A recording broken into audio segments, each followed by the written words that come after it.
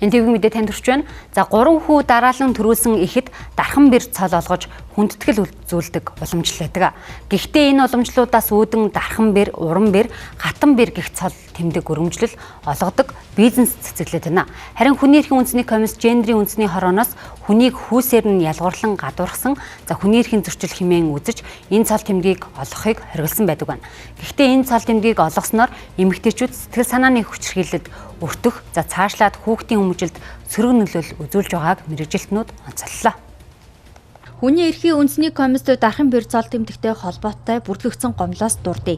2 охин 3 хүүтэй айлын 3 хүн хүнтэй сууж өргөх тусгаарлсан. Ингээд дунд хүүгийнх нь эхнэр 3 хүү төрүүлсэн тул хадмууд нь дархан бэр цол тэмдгээр өргөмжилсөн.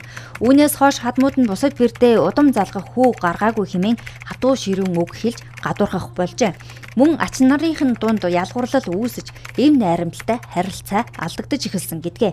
Энэ мэтчлэн дархан бэрийн цол тэмдэг өргөмжлөлөөс үүдэлтэй сэтгэл санааны тарамтанд өртсөн гэх эмэгтэйчүүд хуульч өмгөөлөгч нарт хандаж зөвлөгөө авах тохиолдол цөөнгүй гардаг байна. Одоо 3 буюу түүнээс дээш одоо эрэгтэй хүүхд төрүүлсэн. Гэхдээ тэр нь дараалсан байх ч юм уу те. Ийм одоо болзол шалгуураар одоо ээжүүдийн маань, эмэгтэйчүүдийн маань одоо төрүүлсэн хүүхд хүүсийн тоогоор нь ялгуурлан гадуурхаж байгаа хэлбэр энэ бол мөн шагнал өгөөл тэндээ илүү хандаад ч юм уу. Ингэх нь тухайн хүүхдүүдэд ч гэсэндээ хүмүүжилт нь маш сөрөг одоо хүний эрх гендрийн мэдрэмжгүй одоо тийм сөрөг хүмүүжил болно. Гэр бүлийн эрх зүйн судлаач өмгөөлөгчдөр маш олон ирдэг шүү дээ. Ийм тохиолдол. Одоо манай хадам ээж ингээд намайг хүү төрүүлсэнгүй чи яв би хүү төрүүлэх хүүхэнтэй одоо хүүхдээ суулгамаар байна.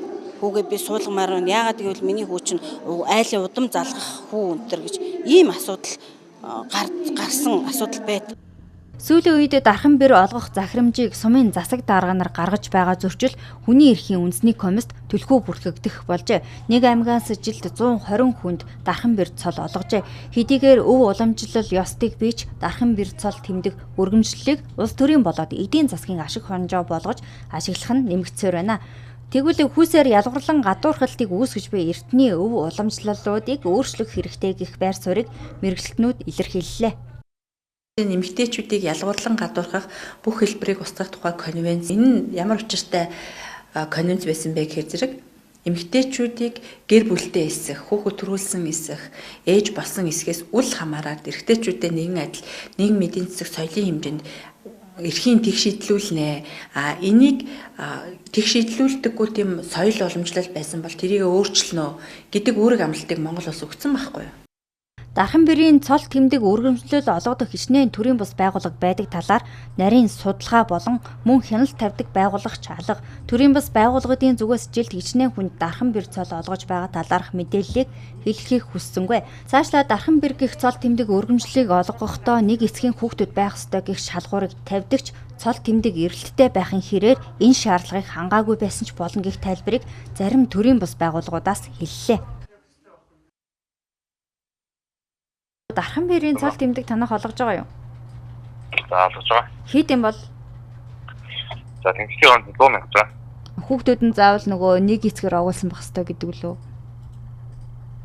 Тийм яг хөө тийм даалт бол байгаа. Гэхдээ яг хөө бүр боломжгүй байгаа болно. Дархан бэр цол тэмдгийн өргөмжлөлийн үн 2021 онд 65 мянга байсан бол өнөөдөр 100 мянган төгрөгийн үнэтэй болжээ. Энэ бол цэвэрлэл өөр шүү дээ, тийм энэ цэвэрлэл өөр. Энэ дээр төр өөрөө нөгөө хуулийн хүлээс үүргээрээ үүнийг халах хэрэгтэй. Энийг алхахын тулд ажиллах хэрэгтэй. Засгийн газрын улсын хурлын хуулийн журмаараа найршлан тогтооход өгч болж байна.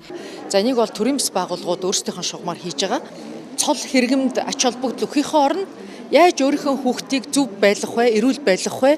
Яаж зөв хүн болгож улс орондоо сайн сайхан хүн болгож өсгөж өгөх вэ гэдэг тийм ээ. Энэ зүйлд л одоо илүү их анхаарах хэрэгтэй.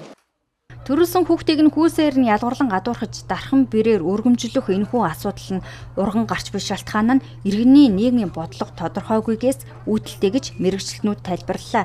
Иймд цаашил энэ асуудлыг төр анхаарах ёстой гэж онцлсан юм а.